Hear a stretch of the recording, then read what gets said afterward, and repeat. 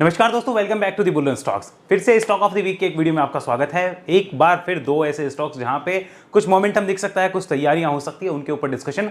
अब जो है हमारे सामने पिक्चर काफी क्लियर हो चुकी है कि ब्रेकआउट किस तरीके से आ रहे हैं और किस तरीके से नहीं। चुनाव से पहले यह डर था कि किन स्टॉक में ब्रेकआउट आएगा, किन में नहीं, लेकिन चुनाव बाद में एकदम क्लियर है। जो स्टॉक ब्रेकआउट करके निकल रहे हैं उनमें कुछ ना कुछ बात है। और ध्यान रखिएगा, हमें पहले देखना होगा, जैसे चुनाव से पहले हमने जिन स्टॉक की बात करी थी उन्होंने ब्रेकआउट नहीं किया, हमने रडार पे लिया कि ब्रेकआउट करेगा तो हम ऐसे स्विंग खेलेंगे। ऐसे ही हमें अभी भी उन स्टॉक को ध्यान में रखना है जो ब्रेकआउट करे नहीं है, करने वाले हैं, क्योंकि ऑलरेडी जिनका ब्रेकआउट हो गया और ऊपर निकल गए उनको देख के उतना फायदा नहीं मिलता। स्विंग ट्रेडर के लिए सबसे बेस्ट होता है ब्रेकआउट होने वाले स्टॉक को पहले ही देखा जाए और जैसे ही ब्रेकआउट हो अपनी तैयारी के हिसाब से वो उस पर काम कर सकता है। तो दो ऐसे स्टॉक के ऊपर बात करने वाले हैं। सबसे पहले जिस कंपनी का चार्ट आपके सामने खुला है उस कंपनी का चार्ट आपको दिख रहा होगा, बड़ा ही अट्रैक्टिव चार्ट है। 2018 में यहां पर एक हाई लगता है, आपको दिख रहा होगा 2018 स्टार्टिंग में। उसके बाद में उसको काटने की यहां पे एक कोशिश होती है 2021 के लास्ट में, लेकिन वो कोशिश सफल नहीं रही। स्टॉक ने वहां से एक करेक्शन किया, बिकॉज एक बड़ी तेजी से आया था तो करेक्शन होता ही होता है।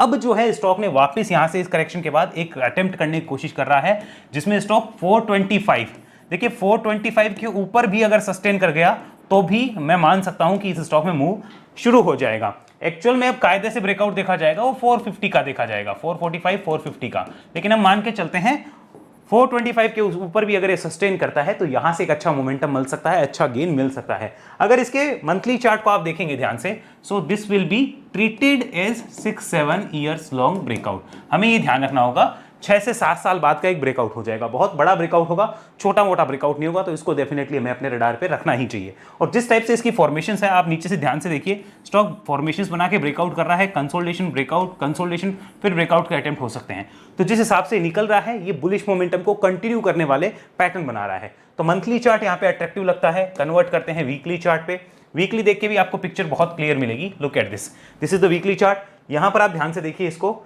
ये जिस तरीके से अभी निकला है, यहाँ एक इसने अच्छा खासा बेस बनाया है 350 के आसपास, 350 के पास ऑलमोस्ट एक बेस बन चुका है। अगर हम शॉर्ट टर्म के बेस की बात करें और एक लंबे टाइम का बेस देखें तो वो लगभग 300 का एक साइकोलॉजिकल लेवल हो सकता है। तो ये दो इंपॉर्टेंट सपोर्ट है अभी हमें नजर आ रहे हैं। ऊपर में रेजिस्टेंसेस की बात करें तो 425 ये इसने अभी भी टच किया था, देखिए 425 के पास ही इसी वीक इसका हाई है ये 425 का। इसको काटने के बाद ही नेक्स्ट मोमेंटम जो है वो बनेगा, तब तक नेक्स्ट मोमेंटम नहीं बन सकता।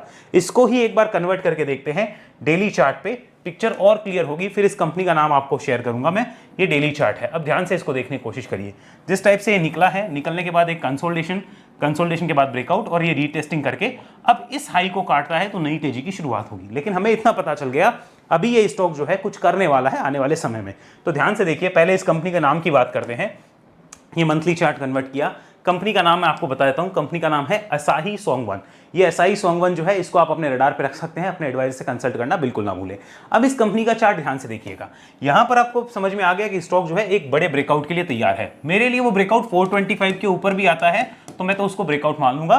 425 के ऊपर स्टॉक में अच्छी चाल बन सकती है। राइट नाउ जो स्टॉक है वो किनके काम का है वो समझिए। यहां पर जो नीचे से ये बुल्स लेके बैठे हैं, क्या इसको बेचने के मूड में होंगे? Answer is no. वो तो अभी भी इसको बाय ऑन डिप की कैटेगरी में, यहां पर या तो बाय ऑन डिप या फिर एक्यूमुलेशन की कैटेगरी में रखेंगे। लेकिन उनके लिए अभी की डेट में जो इंपॉर्टेंट सपोर्ट है वो होगा ₹300 के पास में।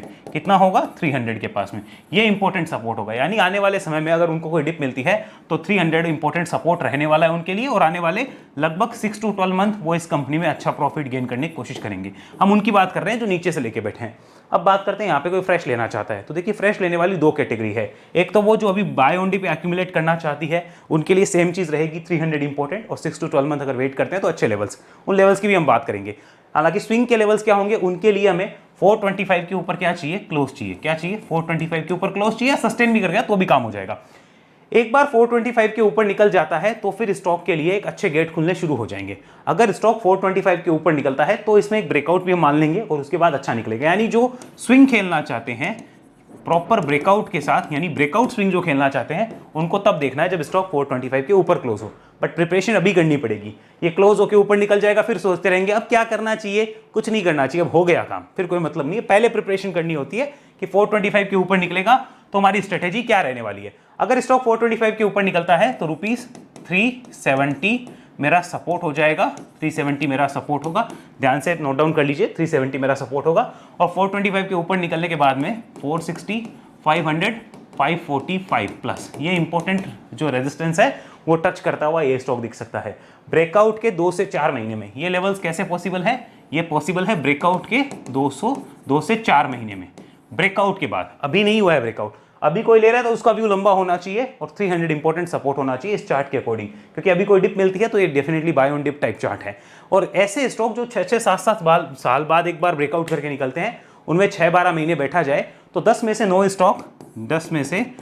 स्टॉक ऐसे होते हैं जिनके रिटर्न्स जो होते हैं बहुत ही, आप मान के चलिए कि लगभग आप गजब के रिटर्न कह सकते हो, मैं यहाँ पे लिख देता हूँ, अच्छे रिटर्न होते हैं उनके, बहुत गजब के रिटर्न होते हैं, अनबिलीवेबल होते हैं। हाँ, एक आध स्टॉक ऐसा हो सकता है, 1 या 2 स्टॉक जो कि साइडवेज हो जाते हैं या फिर नहीं चलते हैं, ऐसे हो सकते हैं, तो पार्ट ऑफ द गेम है। लेकिन ये उस कैटेगरी में लगता है कि इसके मोमेंटम बन सकता है, आने वाले टाइम में चल सकता है। डिस्क्लोजर देना चाहूंगा, मैं इस कंपनी को 380 से लेके बैठा हूं, ₹380 पे मैंने इसमें एंट्री करी है, बट मैंने फुल कैपेसिटी के साथ एंट्री नहीं की है। अगर ये नीचे मिलेगा मुझे, या तो मैं तब एंट्री करूंगा 350 के आसपास मिलता है तो मैं सोचूंगा, या फिर अगर ये स्टॉक 425 के ऊपर चला गया तो मैं अपनी क्वांटिटी को इंक्रीज करूंगा। तो ये मेरी प्लानिंग मैंने आपके साथ शेयर कर दी है।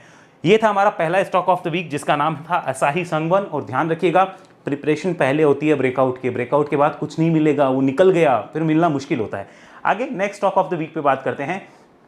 सेकंड कंपनी जो इस लिस्ट में हमारे सामने है, कंपनी का नाम आपको दिख गया होगा, company name is India Glycol. India Glycol जो है वो इस लिस्ट में हमारा second stock of the week रहेगा। अगर इसकी यहाँ पे मैं आपके सामने लगा देता हूँ इंपॉर्टेंट लाइन, रेजिस्टेंस लाइन, तो आपको दिख गई होगी। This is the weekly chart. यहाँ पे देखिए, ये इस रेजिस्टेंस के काट नहीं पा रहा, इसके ऊपर सस्टेन नहीं कर पा रहा। 976 रुपीज, ऑलमोस्ट 976 के ऊपर अगर स्टॉक रुक जाता है, यहाँ पे इसका ब्रेकआउट होगा तो फिर एक अच्छी तेजी बनने के चांस रहेंगे। राइट नाउ ब्रेकआउट हुआ क्या? Answer is no. बट ये ध्यान में रखिएगा, ये स्टॉक बहुत समय से कंसोलिडेशन जोन में है, तो ये एक एक्यूमुलेशन जोन होती है। यहाँ पे कोई भी डिप होती है तो वो बुल्स के लिए एक एक्यूमुलेशन जोन होता है कि यहाँ पे उसको एक्यूमुलेट किया जा सके। और इसने अपने लॉन्ग टर्म इंपॉर्टेंट जो सपोर्ट है उसके बारे में यहीं पे बताया है कि ये जो लो है इसका लॉन्ग टर्म इंपॉर्टेंट सपोर्ट हो सकता है। इसका हम ध्यान रख सकते हैं कोई भी अगर एक्यूमुलेट करता है। लेकिन हम एक्यूमुलेट नहीं करना चाहते, हम क्या करना चाहते हैं? हम तो प्रॉपर ट्रेड करना चाहते हैं, स्विंग खेलना चाहते हैं। तो हमें ब्रेकआउट का वेट करना होगा, ब्रेकआउट अबोव ₹976, इसके ऊपर का वेट करना होगा, उसके बाद नए गेट खुलेंगे। तो वीकली चार्ट पे आपको इतना तो समझ आ रहा होगा कि स्टॉक जो है इन लेवल्स के ऊपर सस्टेन नहीं कर पा रहा। आपको दिख रहा होगा कि यहाँ पे भी सस्टेन नहीं हुआ और इधर तो इसको काट ही नहीं पा रहा बेचारा। देखिए कितने समय से, अगर लास्ट टाइम इसकी ट्रेड देखी जाए तो जो लगभग हुई थी वो जून 2022 में हुई थी। यानी ये भी यहाँ से अगर करता है तो लगभग 2 साल बाद का एक ब्रेकआउट हो सकता है। हमने प्रिपरेशन पहले ही कर ली, अभी किनके काम का? जिनको एक्यूमुलेट करना है उनके काम का। अब हमें ब्रेकआउट स्विंग खेलना है तो वो इसके बाद काम है, लेकिन हमने प्रिपरेशन पहले ही कर ली कि 2 साल बाद हो रहा है। हमने अपनी स्ट्रेटेजी पहले ही बना ली कि 976 के ऊपर जैसे ही कटता है फिर एक तेजी का चांस बन सकता है। ये हमें क्लियर हुआ। इसको कन्वर्ट करके देखिए जरा मंथली चार्ट पे।